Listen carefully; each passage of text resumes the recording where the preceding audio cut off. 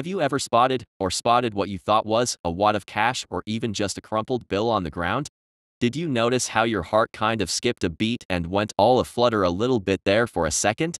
If so, did you take a second to find it at all peculiar that some small, inanimate object like a crumpled piece of paper could have such a stunning physiological impact on such a highly advanced creature as humans? Why does it hold so much power? I mean, holy crap. It's just unnatural. Perhaps even supernatural, if you will. Here's why. Picture a $100 bill. Just a piece of fancy paper with some designs printed on it, right? If you study it under a microscope and analyze all its constituent components, you will find absolutely nothing remarkable about its physical makeup. Nothing mystical or mysterious about it. Literally just wood pulp and ink. Maybe some traces of various plastics and metal foils for the security features. Money's power does not exist in this realm, only in the spiritual realm. Give a stack of cash to an animal and watch how it reacts. It means nothing to it. That $100 bill represents and holds the power of all the work, pain, and suffering of every person who toiled or even died for it since it was printed. All the blood, sweat, and tears that have been shed for it, all the joy and misery it has brought, all the potential it holds to bring about in the future.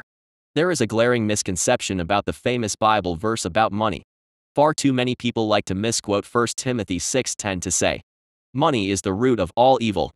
Surely not all money is bad, right? Well, of course not. The correct reading of the verse is, "For the love of money is a root of all kinds of evil." See what he did there? Money is an inanimate object. Inanimate objects hold no intrinsic moral value in this 4D space, for good or evil. Only power and potential. Inanimate objects such as money, guns, the printing press, drugs, etc. can be used for either good or evil. But they do not inherently possess any moral value. Not until you add humans to the equation do inanimate objects take on the apparent qualities of good or evil, thus further proving the existence of the spiritual realm and the exclusivity of human participation in it, in my humble opinion. Anyway, imagine you're hiking through the woods one day and you find a suitcase full of cash. No one's around, it's covered in years, maybe decades worth of thick dust. It's abandoned. No one is coming back to claim this. It's yours. As this realization sinks in, this strange wave comes over you. Your heart beats faster, your mind races. You notice you've started to perspire. Suddenly a flood of possibilities fills your mind as you dig through layer upon layer of neatly wrapped bundles of $100 bills. Your credit card debt, car payment, mortgage all taken care of. Your struggling family and friends.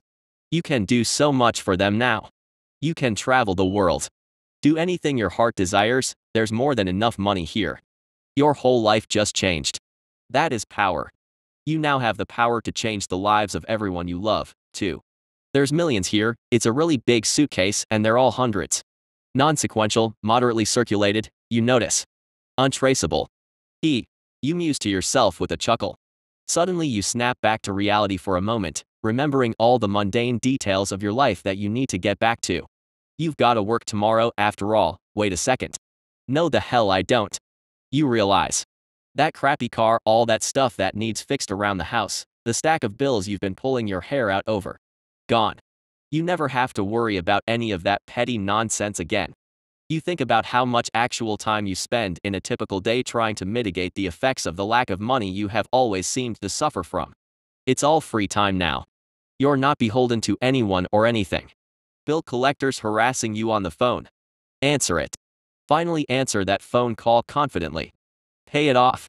Never worry about hearing from them again. Parking ticket? Who cares? Gas prices going up again? Ha! Not your problem anymore. Air conditioning broke on the hottest day of the year? Call the pros. Not the we can do it cheaper guys, the expensive guys who do it right the first time. I'm telling you folks, if the power to free yourself from the bondage of working as a cog in a giant machine, to own all of your time, to go anywhere and see anything, to finally not have to worry about where your next meal is coming from. If that's not power, then what is? Unfortunately, far too many people allow themselves to be intoxicated by this power and fall in love with it. And this, my friends, is where the trouble begins. As we all know, greed is rampant in this world. All manner of depravity and horrific acts of violence arise from it on a regular basis. But the counterbalance to that is generosity and goodwill. You can do so much good in the world with all this newfound wealth.